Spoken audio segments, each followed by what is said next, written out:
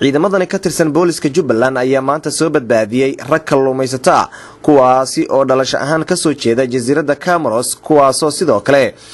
gaaraya ilaa iyo 5 kalluumaysato xilliga la soo qabanayay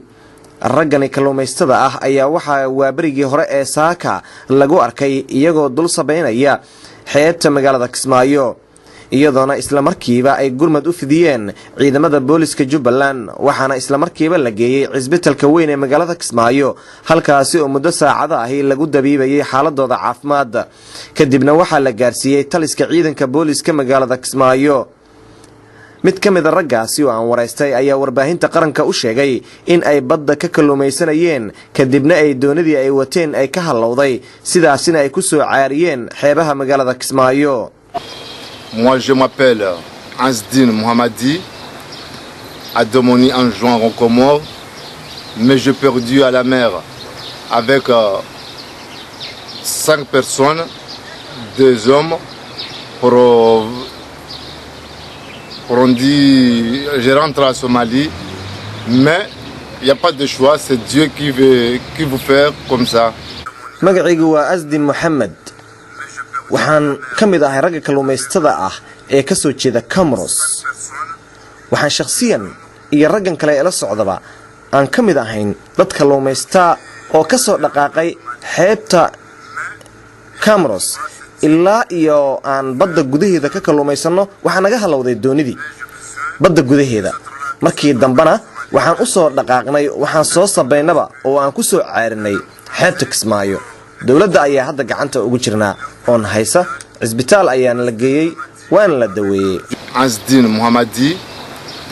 à Domoni en juin en Comores, mais j'ai perdu à la mer.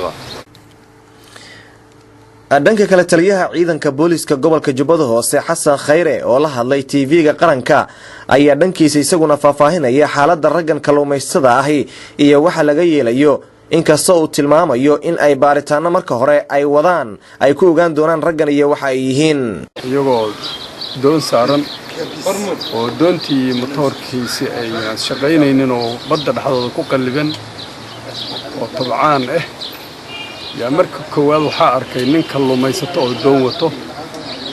ninkii baa soo jiiday oo soo qaaday ayagii doontoodii annagana ciidanka annagii rugta dalxiiska joogay oo Comoro maartay ka shaqeeyo doomaha meelahaas ku soo xirtay muxuu ahaa ammaankoodii iyo ka warhayntooda ciidanka qaabisana iyo aminkiiba arkay markay nimankan iyo doontan isla wada ay u imaatay way la soo wareegeen nimankii tabcaanka ahaa waxay keeneen isbitaalka ilaa imse gaarayaan waa 5 nin weeye hadda intii 5 nin weeye meesha aan maad soo qaadno 5tina hadda waa fiican yihiin adugu waa rag soo daalay badda dhaxdeeda ay ku rafaadeen oo doontoodii iyaga iyo muddadii waraysi wali lamaana sii yeelanin waa markii labaad oo ciidamada amniga Jubbaland ay gacanta ku soo dhigaan kalluumaysato si sharci darro ah uga kalluumaysanayay xeebaha gobolka Jubbada Hoose kuwaasi oo qaarkood kal hore la iska sii daayay markii maamulku cafis u fidiyay. Aadan Maxamed Salaad, raadiyaha telefishinka qaranka magaalada Kismaayo.